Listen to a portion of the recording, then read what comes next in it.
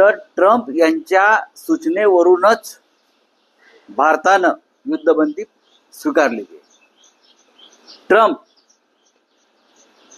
Donald ट्रम्पचा संबंध काय? आमची माणसं मेली आहेत. आमच्या 26 महिलांचा सिंदूर पुसलाय ना, पूरा बदला लेंगे, छोड़ेंगे नहीं, पाकिस्तान के टुकड़े करेंगे, पाकिस्तान के टुकड़े करेंगे. कुठे गेले तुकडे? काल आधी पाकिस्तानने शस्त्रसंधी केली, त्यानंतर पुन्हा उल्लंघन केलं. काय वाटतं पाकिस्तानच्या या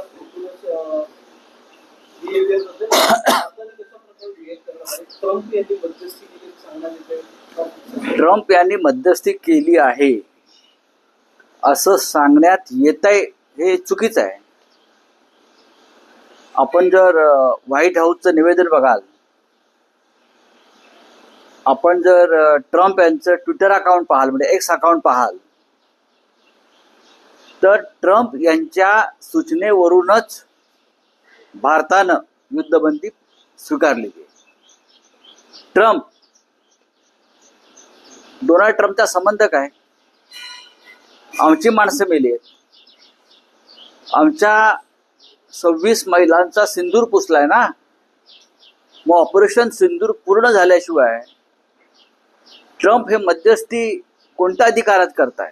भारत हा एक सार्वभौम संप्रभू राष्ट्र आहे, सार्वभौम राष्ट्र आहे, स्वतंत्र राष्ट्र आहे, 140 कोटी लोकसंख्येचं राष्ट्र आहे, महान राष्ट्र आहे. ट्रम्प सांगतात आणि आम्ही युद्धबंदी करतो. कोणत्या आधारावर, कोणत्या अटी शर्तींवर? काय मिळालंय भारताला? युक्रेन आणि रशियाच्या युद्धामध्ये जाहिरात केली नंतर भाजपने पापाने वार रुकवा दिया, मिस्टर मोदी. मग आता अमेरिका के पापाने वार रुकवा दिया क्या? पूरा बदला लेंगे ही भाषा होती. पूरा बदला लेंगे, छोड़ेंगे नहीं, पाकिस्तान के टुकड़े करेंगे, पाकिस्तान के तुकडे करेंगे. कुठे गेले तुकडे? सोशल मीडियाच्या भाऊ गर्दीत विश्वासार्हतेने चकाकणारे नाव म्हणजे लेट्सअप मराठी. सगळ्यांना, सगळ्या नागरिकांना ती स्पीच, ती लेट्सअप वरील मुलाखती म्हणजे विचारांचा खजिना. त्यानंतरच्या निवडणुकीमध्ये मला सोडून गेले.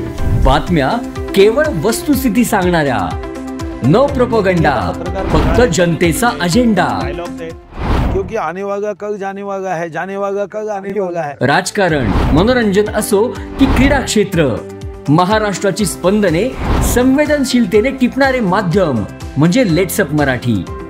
जगासोबत एक पाऊल पुढे राहण्यासाठी लेट्सअपचे ॲप, सोशल मीडिया आणि वेबसाईट सोबत कनेक्टेड रहा.